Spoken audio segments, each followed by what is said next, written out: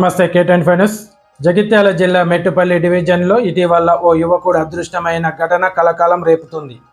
ఈ ఘటనపై అతని తల్లి తీవ్ర ఆవేదన వ్యక్తం చేస్తూ మీడియా మరియు ప్రజలకు ఆకులితిపోతూ తన కుమారుడి ఆచూకీ కోసం సహాయం కోరుతున్నారు.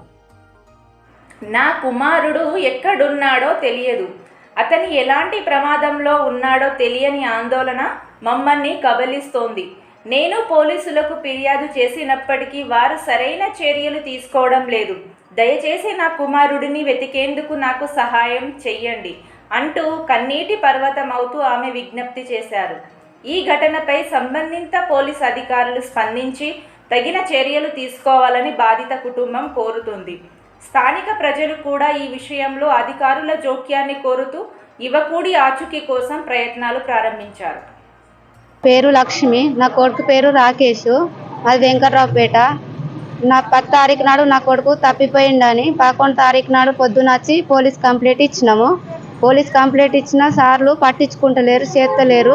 3 రోజులకు ఎకిల్పూర్ కినాల్లో బండి దొరికింది. అయినా వారం రోజుల నుంచి తిరుగుతూనే ఉన్నాం, అయినా పట్టించుకుంటలేరు. కాళ్ళు మొక్కిన బాంచని దండం పెడతా సార్ అన్న. ఆ పిల్ల ప్రూఫ్ కూడా దొరికింది, అయినా ఎంక్వైరీ చేస్తలేరు. నా పరిస్థితి ఏంది, నా కొడుకుని నాకు చూపిరు సార్ అన్న కూడా నన్ను కొంచెం కూడా కరెక్టనిస్తలేరు. నా పరిస్థితి ఏంది, నా బాధ ఏంది, నా తల్లి బాధ వాళ్ళకి అర్థం అవుతలేదా? నాకు భర్త లేడు, అమ్మ వాళ్ళ ఇంటికాడ కిరాయిండు, నేను బతుకుతున్నా. కూలి నాలు చేసుకొని పని చేసుకొని నా కొడుకుని జాదుకున్నా. నా కొడుకు జాడ ఎందుకు చెప్తలేరు? ఏ రోజుల కాంచెని పట్టించుకుంటలేరు. అక్కడ ఇక్కడ అని తప్పించుకుంటుర్రు. అది రాలేదు ఇది రాలేదు అని చెప్తుర్రు. నా పరిస్థితి ఏంది, నా బాధ ఏంది, ఆ సార్లకు అర్థం అవుతలేదా? మరి నాకు ఏం న్యాయం చేస్తానంటారా సార్లు? మరి నన్ను కూడా చంపేస్తానని చూస్తారా? ఎందుకు ఇట్లా పట్టించుకుంటలేరు నా కేసు? నా కొడుకు జాడ ఎందుకు చెప్తలేరు? సార్ మీకు దండం పెడతా, మీ కాలు మొక్తా, నా బాధ అర్థం చేసుకొని నాకు కేసు పట్టించుకొని నా కొడుకుని నాకు తిరిగేటట్టు చూడురు స్వామి.